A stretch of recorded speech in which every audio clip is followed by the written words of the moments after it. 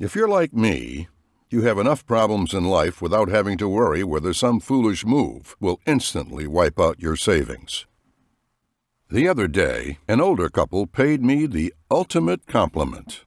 25 years ago, when they were just getting underway as investors, working for salaries and raising their family, they retained me as their broker. I gave them investment advice and handled some of their stock transactions.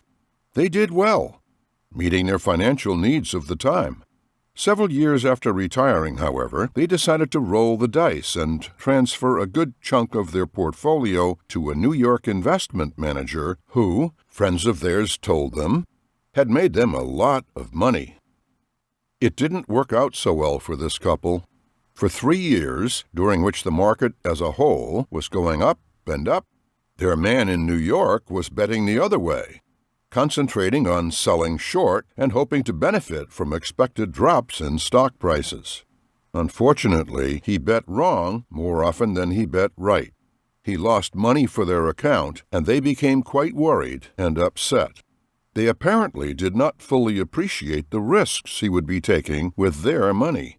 After a very bumpy ride, this couple apparently decided that they would rather invest their money with a minimum of risk, so that, under my renewed guidance, they could generate wealth the way my father and his generation did, safely, conservatively, and without, as Dad used to say, grabbing for the last 10%. If you're like this couple, in fact, if you're like me, you have enough problems in life without having to worry about whether some foolish move will instantly wipe out your investments.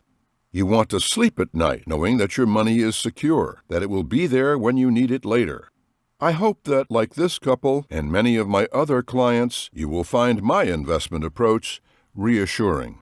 I'm proud to say that this minimize your risks approach, explained in Generation of Wealth, is built around the use of professional assistance.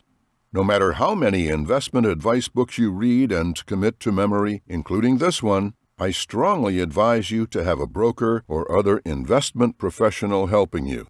There is no replacement for personal contact with a broker who understands your changing wants and needs and can invest your money the way you want it invested. Why another book? One day, some time ago, I woke up and said to myself, so many people feel insecure about investing. Many procrastinate way too long. I've had a very successful career. I'm almost 80. All but 10 of my adult years have been spent in the investing business. Wouldn't it be nice to leave behind what I've learned, not learned, and should have learned? Wouldn't that be a useful legacy to leave behind? Fortunately, an experienced, sophisticated book publisher in my hometown of Baltimore immediately jumped on the idea, and here is our product. Nobody has to tell me how many other investment advice books there are. As a broker for 35 years, and a newspaper columnist and TV radio financial analyst for 25, I've seen them all.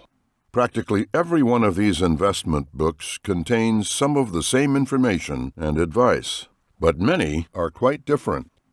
In the end, it's no accident that this area of endeavor is called personal investing.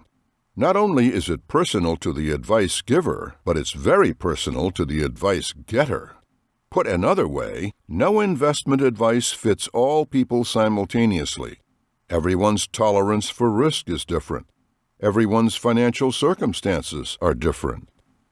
In a world awash in investment information and advice, I write to leave behind what's worked for my father, himself a longtime stockbroker, his clients, my clients, and I dare say, many of my longtime readers, viewers, and listeners.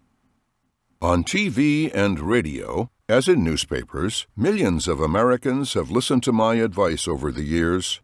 The advice is what's worked for my clients. It's what people have paid attention to. In some cases, it's even worked well for non-clients. In 1987, I was sitting at my office desk when my phone rang. The man running the large pension fund for State of Maryland employees was calling with a thank you. "Westy," he said, You saved Maryland $1 billion.